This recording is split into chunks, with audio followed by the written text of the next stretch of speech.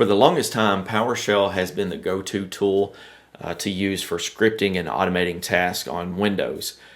But Ansible is becoming more and more popular among Windows administrators and DBAs. In this video, I'm going to show you 3 different ways to install Ansible on Windows because it's not supported directly. And then we'll actually take a deep dive into the third method I want to introduce you today. The first one is installing Ansible using Windows Subsystem for Linux.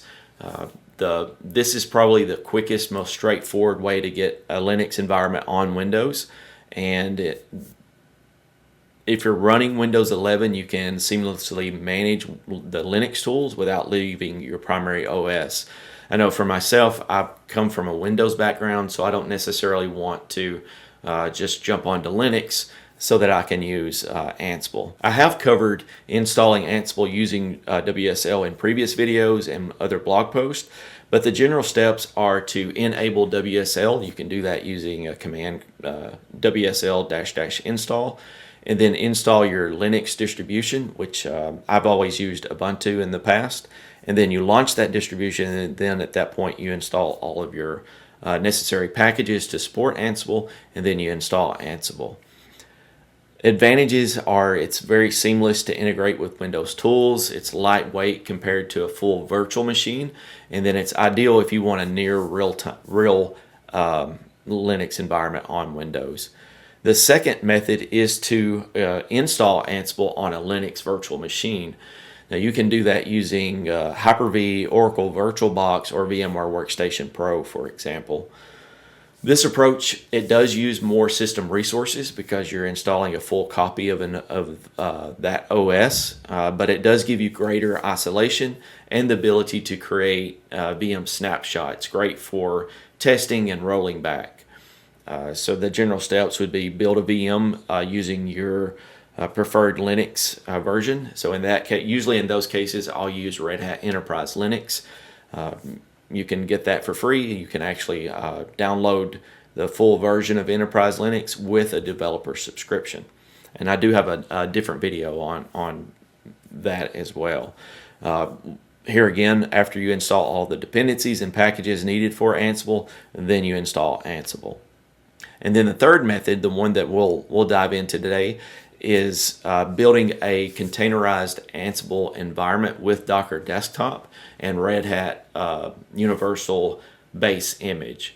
So the Universal Base Image, we will actually use the minimal UBI version 9.5, so I think that's the latest version as of this video. And it's a very small image that we start with, and then we'll define all of the packages and everything that we need to support Ansible inside of a Dockerfile. So a couple of reasons why you would containerize this environment is it's very lightweight and reproducible. You can, if you do a mix of using Linux OS or Mac or Windows, you can take that Dockerfile and actually create that same environment on any of the operating systems. So it makes it very easy to take with you and reproduce in case you move to a different system. Very minimal overhead. We are talking about containers versus compared to a full virtual machine. And third, it does allow fast testing of different Ansible versions or dependencies. So if you wanted to move to a different version of Ansible, you can either create a new Dockerfile or create, just add your modifications to your existing Dockerfile, create a new image, and then get to testing.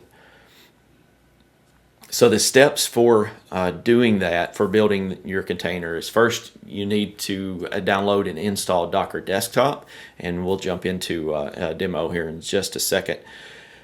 Restart the PC after the installation. The install will install Windows Subsystem for Linux. Why do you want WSL and Docker? Well, if you're on a Windows machine and you need a Linux environment, you do that by using WSL. We won't be installing a distribution, so that's where it differs from method 1. Once the machine is restarted, we're going to go ahead and start Docker Desktop, go through, and you can skip the survey or you can actually go ahead and fill that out. and set up an account. I'm going to skip both of those steps, and then we're going to create a work folder just on the C drive of my Windows 11 machine, and then we'll actually jump into the Dockerfile and define it. So I'm going to go ahead. This is the blog post that goes along with this video. So we're going to go ahead and jump into step 1 and download Docker Desktop and get that installed. And I'm going to go ahead and just leave both of these checked. Click OK. This takes a few minutes just to set up install. Of course, you'll need to restart your machine once this completes. After the restart, you'll get this screen. Go ahead and just accept the licenses. And then we're going to just use the recommended settings. Click Finish. And here you can skip this, and then also skip the survey if you'd like.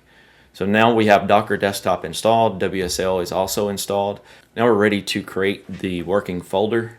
And I'm just going to place mine on the root of C drive just to keep things simple.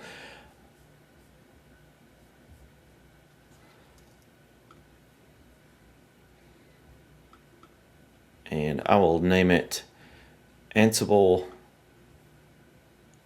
Container.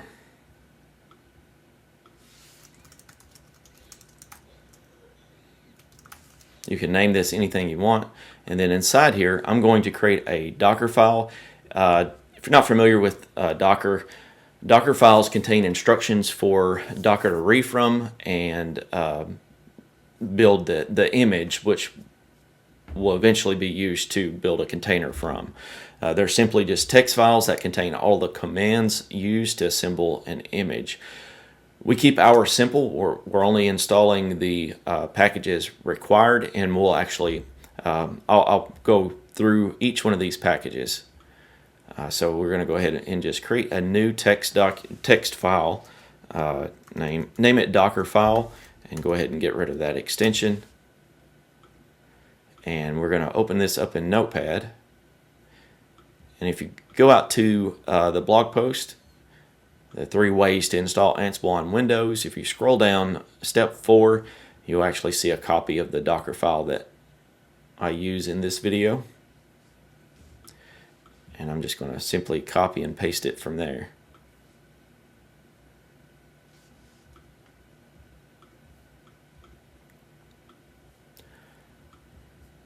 Before we move on and actually build the image, let's take a second to go through what's occurring. So the first step is we're going to specify the base image. So Red Hat does provide these images for free. You can access those at this location, registry.access.redhat.com. And if you go out to catalog.redhat.com, you can see more information about each one of these images. This is the one that we're going to use today, the universal base minimal image. The next step is we're going to actually update the package list. So once we have our image downloaded, we're going to set an argument for username. That's so that you can create a username in your working directory so that you're not using root inside the container. The packages that we're going to install using microdnf is first we're going to update our cache, and then we're going to use microdnf to install unzip. Unzip, that package allows us to unzip files that we may download from Git, maybe releases that we want to download from GitHub. And then with Ansible, we can rely on the unzip package to unzip and extract that information or those files. Next is we're going to install Git, and then we're going to install Python 3.12 so that we can use Python 3.12 to get the latest version of Ansible. Next, we install Python 3.12 pip, which pip is a Python package manager. That's how we're going to download Ansible and Ansible lint. We're going to use the iputils package that allows us to have access to tools like ping, just the standard ping where it's doing a ICMP test, not WinPing that you'll see later as part of the Ansible module. or as an Ansible module. We're going to use SSH pass to initially create an SSH connection to another machine I have in my environment called SRV1. It is a Windows Server 2025 machine with SSH set up on it. We just use the password to connect the first time, and then later with Ansible, you could use it to set up public and private key authentication. So that's why we're using SSH pass, just so that we can use a password for testing. Next, we want to make sure that this machine can use Kerberos because we will be dealing with Windows environments, and instead of relying solely on NTLM, Kerberos being the more secure authentication method, we want to make sure that our container will support those connection types. So that's what these packages are installed for. Next, we do install the tar package, just so if later on you're using Visual Studio Code to connect to this container using the dev containers extension, there's some things that Visual Studio Code will try to install inside this container, and it does rely on the tar package. So that's why I go ahead and install it here. And then next we install Vim. Vim allows us to create and modify text files so that we can do everything just directly inside of our container. And then we're going to clean things up. After all of those packages are installed, we're going to create a user based on that argument that we're going to pass into Docker build. And then we're going to actually create our working directory for that user.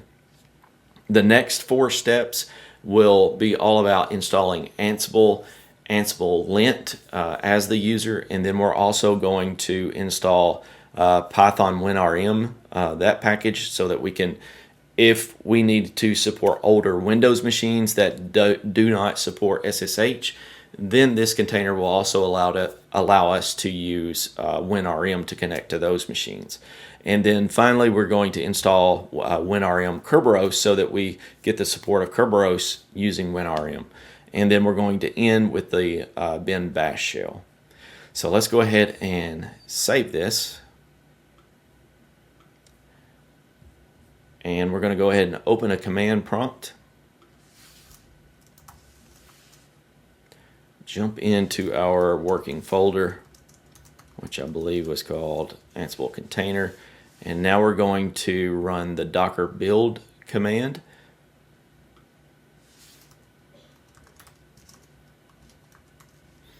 And we're going to pass in a build argument for our username. Mine will be Luke.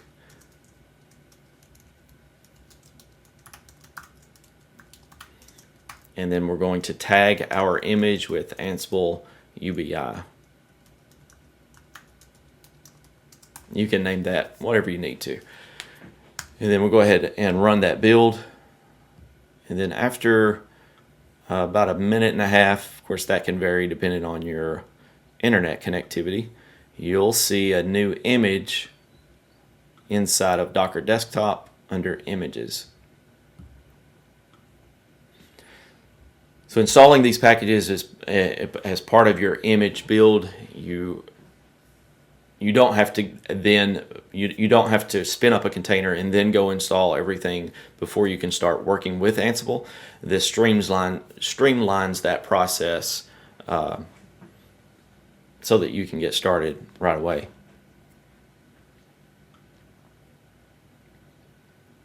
Once this completes, the next few steps is we're going to actually run this container in interactive mode, and then we will actually build just a simple inventory file so that we can then test Ansible to make sure that we can connect using SSH to one of our remote servers.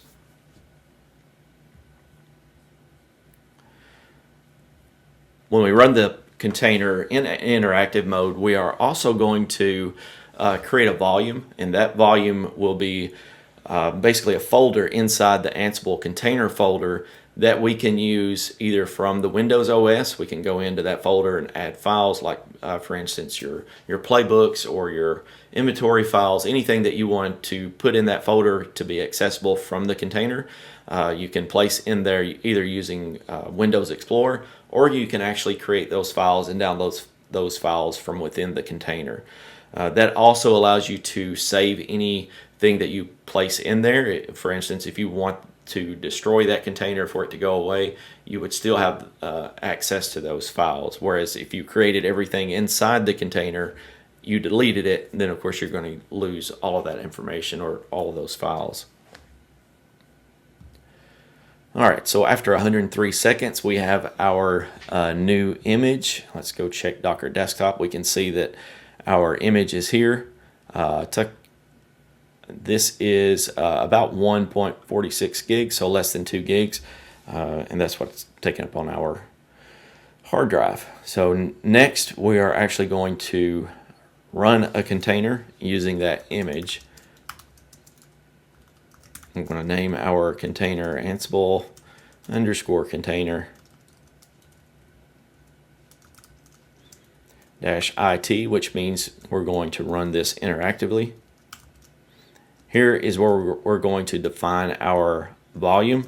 So our volume could be anywhere. Doesn't have to be in this same folder.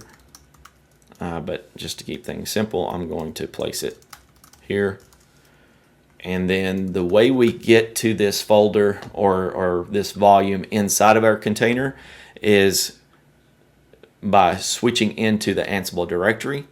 You can see it references the C Ansible container directory on our host machine.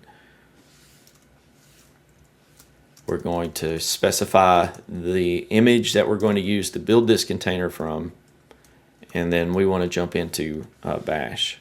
So just after a second, you can see that we're inside of our container. The first thing I like to do is go ahead and just make sure that Ansible is showing the right version. It should be 2.18.1 in this case, and it is. I'm going to go ahead and check the Ansible lint version. And we can see Ansible lint is installed. The next step is we're going to create just a simple inventory file so that we can connect to we can verify that we can connect to a Windows machine using SSH. To do that, I'm going to go ahead and switch my directory into that Ansible directory. I am going to create a folder just to keep my Ansible content in.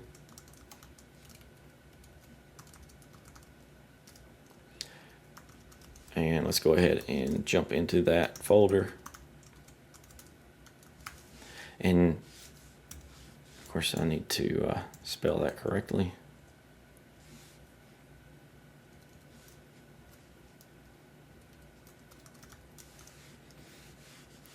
Now if you jump into Windows Explorer, you'll see that folder here too. So you can interact with that folder either from within the Docker container or from Windows Explorer. Next, we'll create our inventory file. This inventory file will just have one server defined in it, and we're just going to use that to make sure that we can connect to a Windows Server 2025 machine using SSH. So let's go ahead and create that file. I'm just going to name it host.ini, and now we'll jump in there and just use Vim. Go ahead and press I so that you can edit, and I'm just going to simply copy and paste this. So what we're defining a Windows group. In there is my server name, basically the alias SRV1. If you had DNS set up, you wouldn't have to alias it with the IP address, but in this case, I don't have DNS set up yet. And then here we're going to define all vars. So these are our connection variables. We can actually change that. So in here, if you had Linux machines and Windows machines, here you'd want to, of course, you wouldn't use PowerShell as the shell type on a Linux machine. So we'll just change that to Windows vars. Our connection is SSH. The shell type will be PowerShell, so once we connect to our remote server, we will be using PowerShell. And then Ansible SSH underscore common arguments. So we're going to tell Ansible to go ahead and skip host key checking this time. So I'm going to go ahead and write this. And now we're going to go ahead and just use an Ansible ad hoc command for the Windows group. We're going to supply our inventory file, which is the host.ini file. The module we're going to use is ansible.windows.winping. Now this is different from just using a ping command. It will attempt to connect using SSH, authenticate with the credentials we supply, and then hopefully we'll see a success message. And then we're going to go ahead and just provide the user. This is the local administrator account on that box. And then we're going to have Ansible prompt us for the password. So after a second, you should see that message, SRV1 success. So that lets you know that you can connect from this container to an external server. So if you follow along, you've got a container that you can use to start testing and experimenting with Ansible. And it's very, very quick, easy way to get started with Ansible on Windows. Whether you use WSL, dedicated VM, or this method, you have multiple ways to bring Ansible to a Windows machine. Each approach, of course, has its own trade-offs. WSL is lightweight, integrates nicely with Windows. Actually, that's the method that I use in teaching the Ansible for SQL Server DBA's Level 1 course. Virtual machines provide a full Linux OS for complex or multi-VM testing. And then containers offer speed, portability, and a framework similar to Ansible Automation Platform's execution environment. So if that is your ultimate goal, is to manage Windows environments using Ansible Automation Platform, I would recommend using the container approach, because those execution environments are simply containers behind the scenes that contains all of the dependencies and collections that you may use along with Ansible to manage and maintain a Windows environment. Of course, you wouldn't use Docker Desktop to build those. You would use a tool like Ansible Builder and then Ansible Navigator to start building those. But thanks for sticking around and watching. Let me know in the comments which method that you think you'll proceed with and using Ansible on Windows. So I will see you next time. Thanks.